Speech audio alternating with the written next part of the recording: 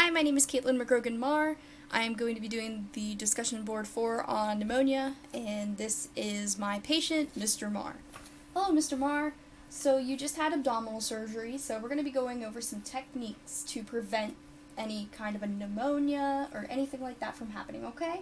Okay. Alright, and then after that we'll go over some techniques for pain management and if you would need oxygen, just kind of when we would assess that, okay? Alright. Alright, so what we're going to start with here is we're going to cough.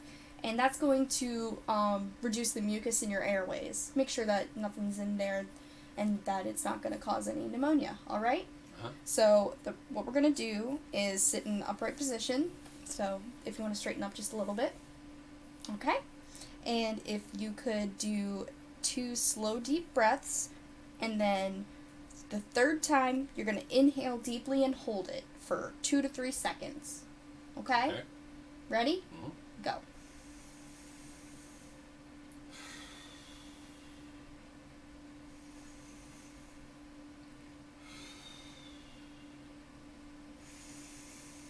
Alright, now hold it. And now what you're going to do is cough fully, 2 to 3 coughs, uninterrupted. Perfect. Alright. And now what you're going to use that is, you're going to use this technique 2 to 3 times every 2 hours, and that's while you're awake, okay? Alright. Alright. So now what we're going to do, since you did have abdominal surgery, we're going to use this pillow here. And what I want you to do is hold it like this, okay? Okay. So can you do that for me? Thank you. Alright. And with this, what you're going to do is you're going to sit on the edge of the bed like you are, so that's good. And you're going to use the pillow to hold your incision. And what we're going to do now is you're going to breathe out normally, and then deep breath in through the nose. So ready? Mhm. Breathe out. And then I want you to pucker your lips and breathe out slowly through your mouth.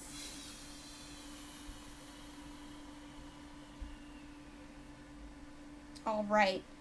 And you're going to rest now and repeat as needed and as often as your provider will tell you, okay? Alright. All right. If I could have that pillow back.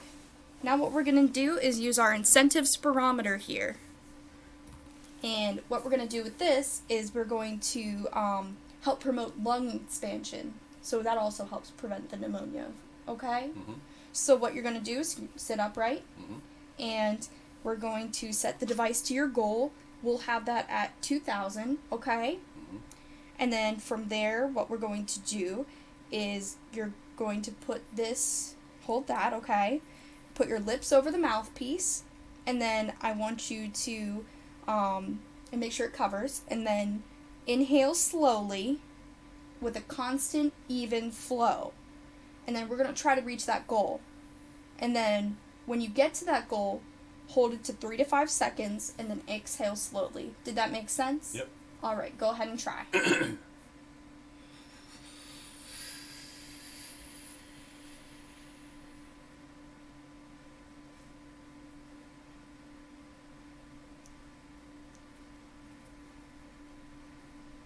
Exhale slowly.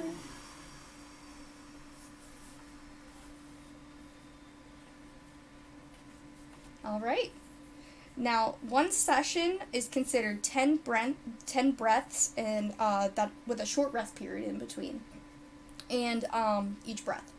And then what I want you to do now is end with 2 coughs. Perfect. All right. And then what I want you to do is do 1 session every 1 to 2 hours while awake. Okay? Okay. All right. So now let's talk about the supplemental oxygen. Now, we would only need this if for some reason your oxygen levels started to look in a way that we would need to address it, right? Mhm.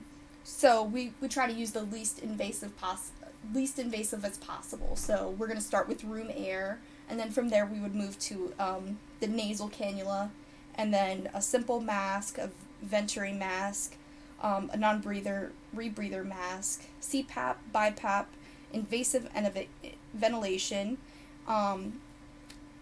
but the thing that we're going to try to do here is the least invasive, and we would only increase with the doctor's order, and we would know what level you're on with the oxygen that you would be given, should you be given any, okay? Mm-hmm. All right. And then we're going to talk about pain now.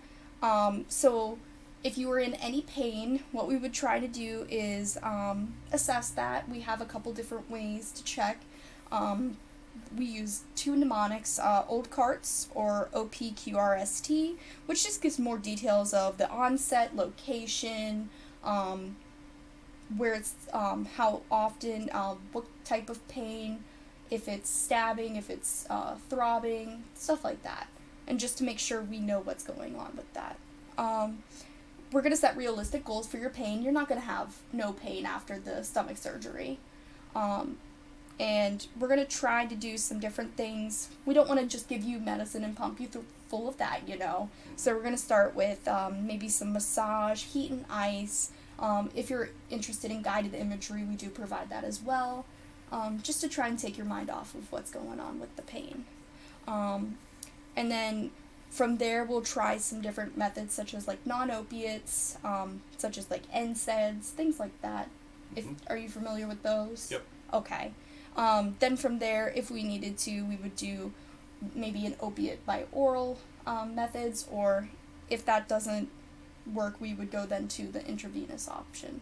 And of course, we have to remember how long medication takes to start working, the onset, so that would also be included in our pain assessment and what we would be doing, okay? Alright. Alright, do you think you know how to make sure that you don't get pneumonia and that we explain the oxygen and pain management well? Yep. Alright, perfect. Thank you. Alright.